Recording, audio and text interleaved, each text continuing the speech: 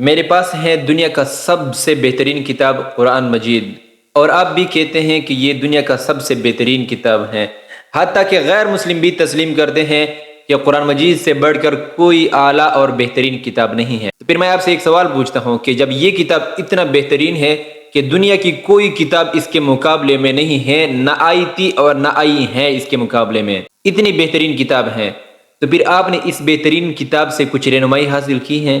یقیناً بہت کم لوگ ہوں گے جنہوں نے اس کتاب سے رہنمائی حاصل کی ہوگی۔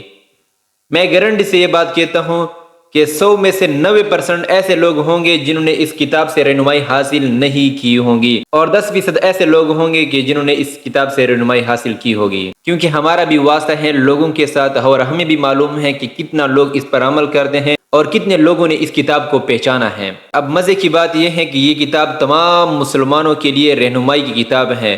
یہ بریلویوں کے لیے نہیں ہے، نہ دیوبندیوں کے لیے ہے، نہ اہل حدیث کے لیے ہے، نہ شیعہ کے لیے، تمام مسلمانوں کے، چاہے وہ بڑا ہو چاہے چھوٹا ہو، چاہے امیر ہو چاہے غریب ہو، جس حال میں بھی ہیں، یہ تمام مسلمانوں کے لیے رہنمائی کی کتاب ہے۔ حتیٰ کہ اس کتاب میں آپ کی دنیا کی ہر بڑی سی بڑی تکلیف، بڑی سی بڑی وجہ کا حل اس میں موجود ہے۔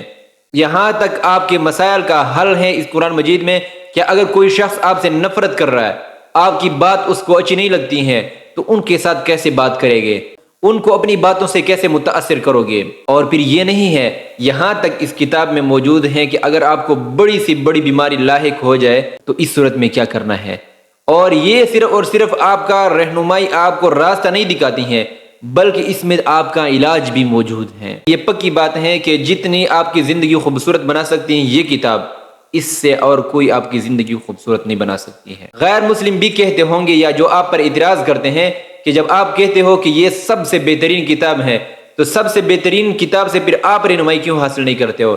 اگر آپ کو 10 یا 20 لوگ کہہ دیں کہ فلانا موٹیویشنل اسپیکر جو ہے اس نے بڑی بہترین کتاب لکھی ہے، اور 2-3 مرتبہ کہہ دیں، تو آپ فوراً اس کی کتاب خریدو گے اور فوراً اس کی کتاب کو پڑھنا شروع کر دو گے۔ لیکن ایک طرف یہ کتاب جو ہے اس سے ہم ناخبر ہیں۔ اس کتاب میں آیا ہے کہ یا ایھا الذین آمنوا آمینو، 2 مرتبہ بولا ہے آمنو آمینو، سورۃ النساء میں ہے۔ اس کا مطلب یہ بنتا ہے کہ اے ایمان والو ایمان لاؤ۔ اگر مثال کے طور پر آپ سے کوئی شخص کہہ دے کہ اے مسلمانوں مسلمان ہو جاؤ، تو آپ بڑے حیران ہو جاؤ گے کہ ہم پہلے سے مسلمان ہیں اور پھر آپ ہمیں کہتے ہو کہ مسلمان ہو جاؤ۔ ایک طرف اللہ تعالیٰ کی بات ہے کہ اے ایمان والو ایمان لے آؤ، کیا ایمان والا پھر کیوں بولتا ہے؟ اگر ہم ایمان لے آ چکے ہیں تو ایمان والا بول رہا ہے کہ اے ایمان والو، 1 مرتبہ، ایمان لے آؤ 2 مرتبہ۔ تو اب اس کا مطلب کیا بنتا ہے؟ اس کا مطلب یہ بنتا ہے کہ ایک تو وہ ایمان آپ کا ٹھہرا ہوا ہے جو آپ کو وراثت میں ملا ہے۔ جب ہم پیدا ہوئے ہمارے کان میں کلمہ کہہ دیا، اذان کہہ دیا، اقامت کہہ دیا، پھر ہم جب بڑے ہو گئے تو ہمیں کلمہ پڑھایا، ایک تو یہ اسلام ہے۔ ایک جب آپ ہوش سنبھالو، آپ خود بڑے ہو جاؤ، آپ خود اس میں غور و فکر کرو کہ کون سا ٹھیک ہے کون سا غلط ہے۔ بعض چیزیں ایسے ہوتی ہیں جو ہمارے آباء و اجداد کرتے ہیں لیکن وہ اسلام نہیں ہوتا ہے، لا علم کی وجہ سے وہ اس کو اسلام کا درجہ دیتے ہیں۔ پھر جب ہم دیکھتے ہیں کہ ہمارے آباء و اجداد یہ کام کر رہے ہیں، ہم اس کو اسلام کا حصہ دیتے ہیں، حالانکہ وہ اسلام کا حصہ نہیں ہوتا ہے۔ یہاں پھر گمراہی کا راستہ شروع ہو جاتا ہے۔ اس لیے اللہ تعالیٰ نے فرمایا کہ اے ایمان والو ایمان لے آؤ۔ ایک تو وہی ہے جو آپ کو وراثت میں ملا ہے، ایک یہ ہے کہ آپ خود غور فکر کرو، خود قرآن کو سمجھو، سیکھو، پڑھو، نبی کی زندگی کو دیکھو، نبی کی زندگی کو پڑھو، نبی کی سیرت کو پڑھو، احادیث مبارکہ کو پڑھو، پھر آپ اصلی رہنمائی حاصل کر سکو گے، ورنہ آپ گمراہ ہو جاؤ گے۔ آج کل اتنے خرافات جو دنیا میں چل رہے ہیں وہ کس وجہ سے ہیں؟ وہ یہ وجہ ہے کہ ہم اس قرآن مجید سے ناخبر ہیں۔ فلانے مولوی کے پاس جاتے ہیں تو وہ کچھ اور سناتے ہیں، فلانے مولوی کے پاس جاتے ہیں تو وہ کچھ اور سناتے ہیں۔